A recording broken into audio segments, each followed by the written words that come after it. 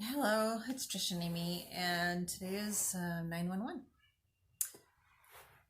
And everybody's doing all these memories of 911 right now on like social media, Facebook, and I don't Twitter.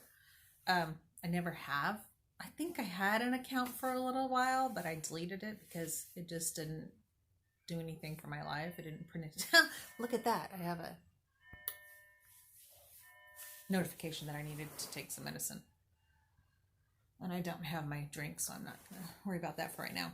Anyway, I never had Twitter. I've never gotten into Twitter. I had it for a little while, and then I deleted it because it just didn't work with my kind of life. I've always been kind of on the go outdoors, and I worked a lot. I was a workaholic until life cut me short.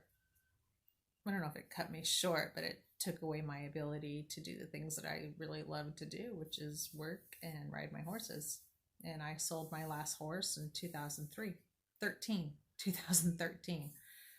I got him in 2006. So, did I get him in 2006 or 2005? It doesn't really matter. Anyway, again, I digress. I have put so many videos out there talking about me and my life and what's going on with me. And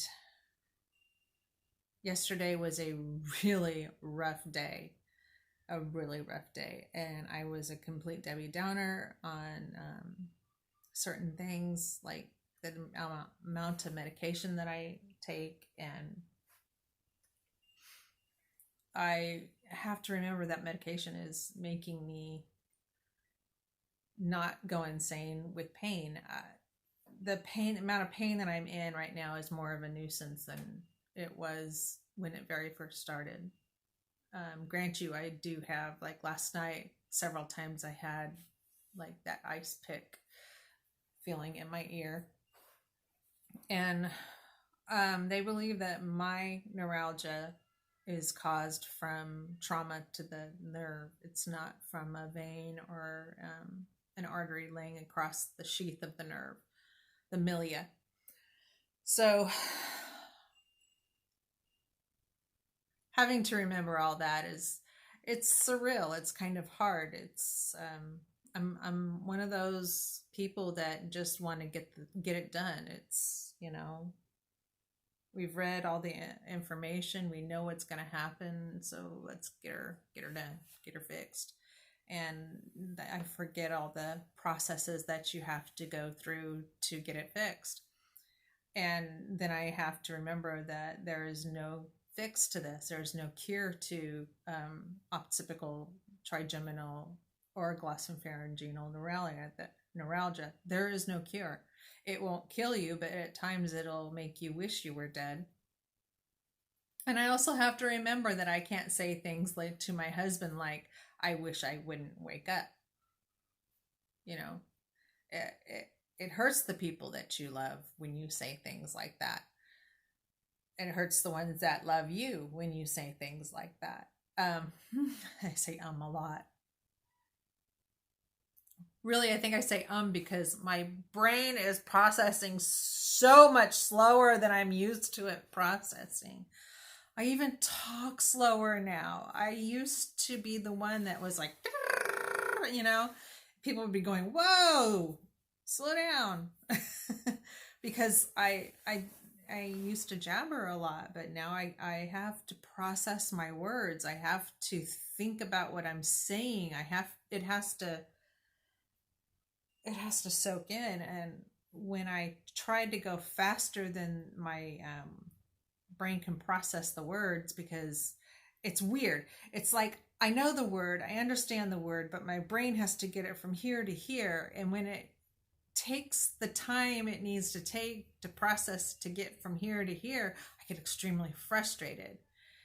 And the more frustrated I get, the longer my brain takes to process, analyze, and spit it out.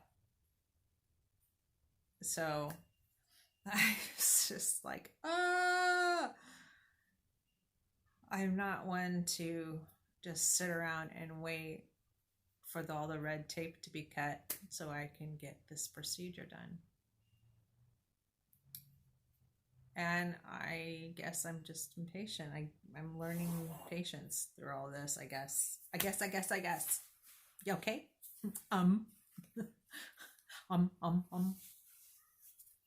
So yesterday was a hard day. Today's a better day. I had a really rough day a few days ago with some depression. I know I'm still depressed, but at least I'm able to laugh about it a little bit. Yesterday was just, I really wish that there was a middle ground for pharmaceuticals and doctors to get into in the same space. It would be really nice, because yesterday should not have happened.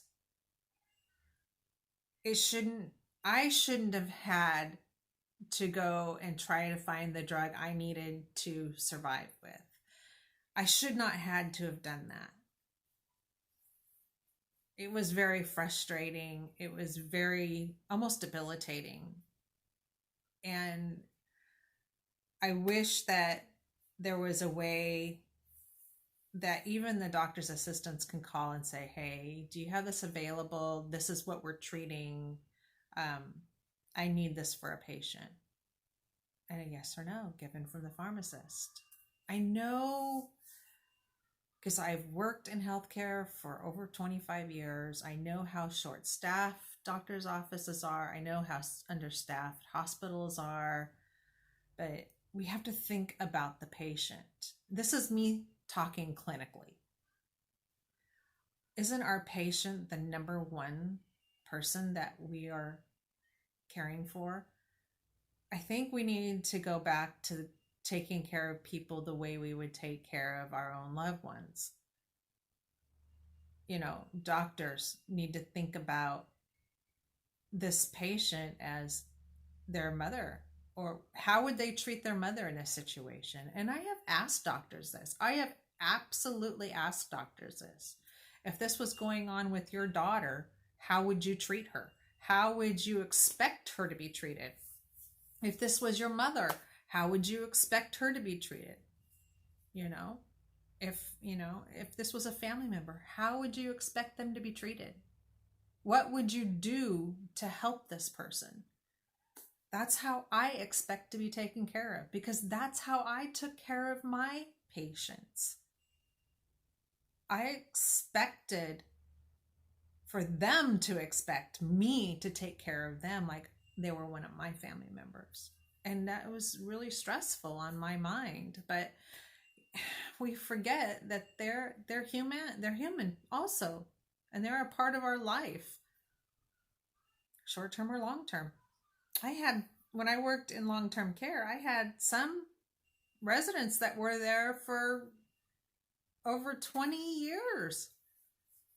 God, could you imagine living in long-term care for 20 years? Not expecting to live past, 5 or 10 years.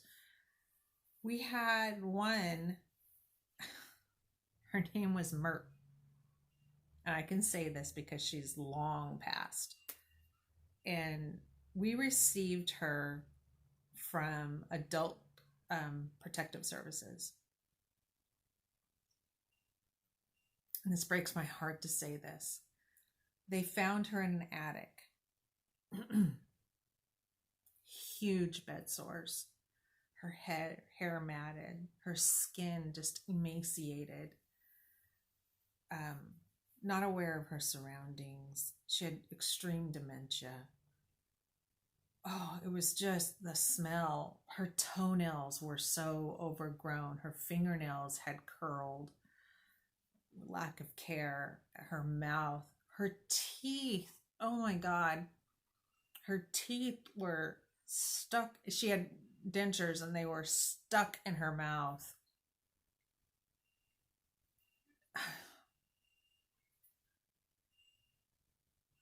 There is a special place in hell for people like that. There is a special place in hell when you have a family member or a loved one that has issues and you don't get them the help that they deserve. They were living off of her money that she deserved to take care of herself. And they shouldn't have just gone to jail. I mean, there should have been more punishment than that. Anyway, we received her. We cleaned her up. We trimmed her toenails. We got her fingernails. When we didn't expect her to last overnight, let alone the next 10 years, she lived to be 112 years old. It was amazing. Amazing. Once all of her wounds healed, once her hair was better, once all of her wounds healed, I mean, day after day after day, she just started thriving. We couldn't get her teeth out because they were so stuck in her mouth. And whenever we would try to take her teeth out, her gums were, by the time we got them out, her gums were so, it was horrible. And you couldn't hardly stand the smell. We were wearing the masks, what are they, N95 masks? So we didn't have to smell what was going on. I believe we had to have the dentist come and pry those teeth out of her mouth. And we ended up it was horrible. It was absolutely horrible. Anyway, I digress. But we treated her like her family members didn't treat her. We treated her like she was a part of our family. We loved and we cared for her. We fed her. We helped her. She was in almost a permanent fetal position because she was in the position she was in for so long. So by the time she was the age she was when we got her, you couldn't unbend her. I mean, it was too painful for her. So we just did what we could do for her. When we got her out of bed, she was in a recliner, and we put knees under her pillows. We put pillows under her knees and under her arms so she could be, propped up. But we couldn't unbend her arms and we couldn't unbend her legs. But we could position her in a way that she was sitting up and she was comfortable. And I walked into her room to take care of her. I said, "Mert, are you ready to get out of bed?" And she said, "No." She always said no. So I went and I started to help her, and she got a hold of my pinky fingers. And mind you, she shouldn't have any strength, but she got a hold of my pinky fingers with both hands, and she goes, "I'll break them. I mean it. I'll break them." I will never forget that. It made me giggle so hard. And so when I started giggling, she started giggling, and it was we just sat there and giggled together until, I got her up and got her ready for the day. And we had special clothes made for her. And you put their arms in it first, and then you buttoned it in the back. So it looked like she was wearing this beautiful dress, but it buttoned up the back. So she always looked really nice. We always had her hair done nice, and she was just the funniest thing on earth. I loved her so much. But never in 100 years did we think that she would live another 10 years. It was absolutely amazing. Anyway, back to our issues with trigeminal and occipital and glossopharyngeal neuralgia, which had nothing to do with, except for the fact that I wish that we would all remember that we all have to treat each other with love and kindness. And I wish that our pharmaceuticals and our doctors could get together and work together as a family and help all of us that really need the help we need. I guess the ones that go in and jerk the system and work the system and try to get the things that they really don't need in order to jerk the system has jaded the system enough to where people like us that really need the help don't get the help that we need. There was a point in my life that I just completely gave up, and I just tried to deal with the pain. And I am telling you, anger, frustration, just the catastrophic events that kept happening because I wouldn't go get the help that I needed, because I didn't feel as though I deserved it, because the system was being jerked so much that I felt as though they would treat me like I was a drug addict.